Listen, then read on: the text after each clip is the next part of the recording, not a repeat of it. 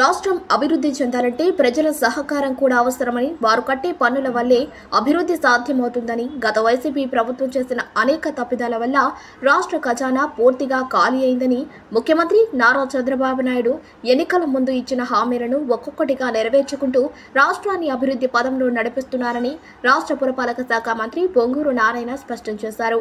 నగరంలోని 6వ డివిజన్ పరిధిలో రాష్ట్ర పురపాలక పట్టణాభివృద్ధి శాఖ మంత్రి పొంగూరు నారాయణ పింఛన్ల పంపిణీ కార్యక్రమాల్లో పాల్గొన్నారు. ఈ సందర్భంగా నారాయణకు స్థానిక నేతలు ఘన స్వాగతం పలికారు. ఈ సందర్భంగా మంత్రి మాట్లాడుతూ, ప్రతి నెల 1వ తారీఖున క్రమం తప్పకుండా రాష్ట్ర వ్యాప్తంగా 68 లక్షల మందికి పింఛన్లను అందిస్తున్నామన్నారు. ముఖ్యమంత్రి నారా చంద్రబాబు నాయుడు ఆదేశాల మేరకు తెల్లవారుజామున 6 గంటల నుండి సాయంత్రంలోగా 90% మందికి పైగా పింఛన్లను అందిస్తున్నామన్నారు. ప్రస్తుతం రాష్ట్ర ఖజానా పూర్తిగా ఖాళీ అయిందని, ఆదాయ వనరులన్నీ గత ప్రభుత్వం చేసిన అప్పులు తీర్చడానికే సరిపోతున్నాయన్నారు. అయినప్పటికీ ముఖ్యమంత్రి నారా చంద్రబాబు నాయుడు ఇచ్చిన హామీల మేరకు ఒక్కొక్కటిగా అమలు చేస్తున్నారని స్పష్టం చేశారు. గత ముఖ్యమంత్రి జగన్మోహన్ రెడ్డి ఆదాయ వనరులను సక్రమంగా వినియోగించుకోకుండా ఇష్టారాజ్యంగా వ్యవహరించారని విమర్శించారు.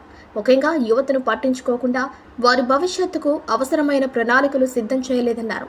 2014-19లో తాను మంత్రిగా ఉన్న సమయంలో ఎలాంటి పన్నులు లేకుండా బకాయిల్ని మాత్రమే కట్టించుకోవటం జరిగిందన్నారు.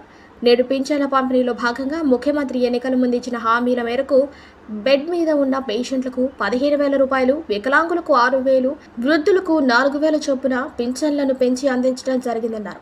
రాష్ట్ర వ్యాప్తంగా పింఛన్ల కోసం ప్రభుత్వం 34,000 కోట్లను ఖర్చు చేసిందన్నారు. ఖజానాలో డబ్బులు లేవు, వచ్చే కలెక్షన్ అంతా అప్పులు కట్టడానికి అప్పులు వడ్డీలకు సరిపోతుంది. గత ప్రభుత్వంలో జగన్మోహన్ రెడ్డికి ఆర్థిక వ్యవస్థ ఎలా నడపాలో తెలియదు. ఒక ఇంట్లో ఒక వ్యక్తికి 10,000 జీతం వస్తే 10,000 నాడు ప్లాన్ చేసుకుంటారు. ఇంటి బాడికి ఎంత కట్టాలా, మిల్క్కి ఎంత, రైస్కి ఎంత, పిల్లల చదువుకి ఎంత, గుడ్డలకి ఎంత, పండుగలకి ఎంతని. ఒక 20,000 వచ్చేవాళ్ళు ప్లాన్ చేసుకుంటారు, 50,000 వచ్చేవాళ్ళు ప్లాన్ చేసుకుంటారు, 1,00,000 వచ్చేవాళ్ళు చేసుకుంటారు, 10 లక్షలు వచ్చేవాళ్ళు కూడా నెలకి ఆదాయం చేసుకుంటారు. ఒక రాష్ట్రానికి ఆదాయం వచ్చేటప్పుడు అది ప్రజల సొమ్ము, ప్రజలు కట్టే ట్యాక్స్లు, ఇంక వేరే ఆదాయాలు ఉండవు. దానికి ఒక ప్లాన్ చేసి యువతను దృష్టిలో పెట్టుకొని రాబోయే 30 సంవత్సరాలకి ఎలా చేయాలని ప్లాన్ చేయాలా. అలాంటిది గత ప్రభుత్వం చేయలే, సర్వనాశనం చేసింది. ఆర్థిక వ్యవస్థ మొత్తం అస్తవ్యస్తం అయిపోయింది. చెత్త పన్ను అన్నారు, ఆ పన్ను అన్నారు, ఈ పన్ను అన్నారు, ఇన్ని చేశారు.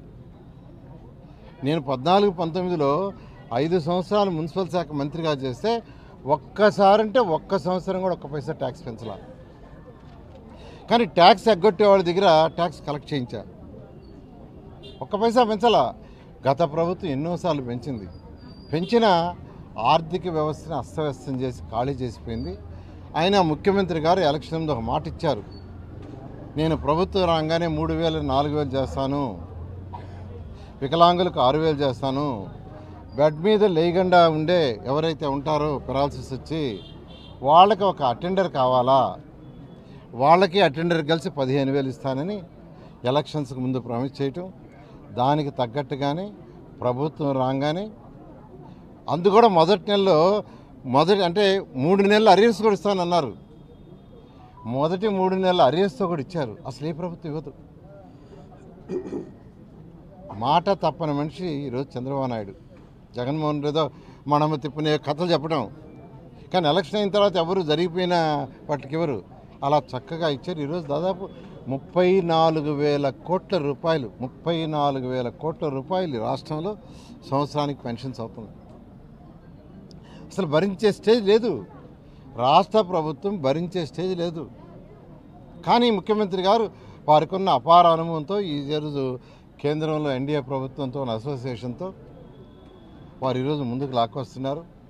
అదేవిధంగా అనేక కార్యక్రమాలు ఉన్నాయి. మీకు అందరికీ తెలుసు, ఉచిత గ్యాస్ సిలిండర్ ఇవ్వటం జరిగింది.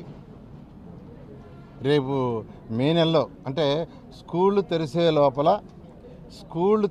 లోపల ఈ సంవత్సరానికి ఇవ్వాల్సిన తల్లికి వందనం కూడా ఇస్తామని యాక్చువల్గా సీఎం గారు డిసైడ్ చేశారు. దాని మీద కూడా వర్కౌట్ చేస్తున్నారు. అది కూడా ఎలక్షన్ గురించి చెప్పిన మాట. అదేవిధంగా ఉచిత బస్సు ఏదైతే ప్రామిస్ చేశారో అది కూడా చేయబోతున్నారు. రైతు సోదరులకు ఏదైతే 20,000 రూపాయలు ఇస్తామన్నారో దానికి వర్కౌట్ చేస్తున్నారు. అది కూడా వీలైనంత తొందరలో ఇవ్వడానికి చేస్తున్నారు. ఈ విధంగా ఎలక్షన్స్కి ముందు ఏదైతే చెప్పారో అవన్నీ తూచా తప్పకుండా ఈరోజు 1 by 1 చేస్తున్నారు. ఎందుకంటే డబ్బులుంటే ఒకసారి చేసేవాడు. జీతాలు ఇవ్వలేని పరిస్థితి నుంచి గత ప్రభుత్వం జీతాలు ఇవ్వాల. పెన్షన్స్కి అంటే రిటైర్ అయిపోయిన వాళ్ళకి జీతాలు సరిగ్గా ఇవ్వాల.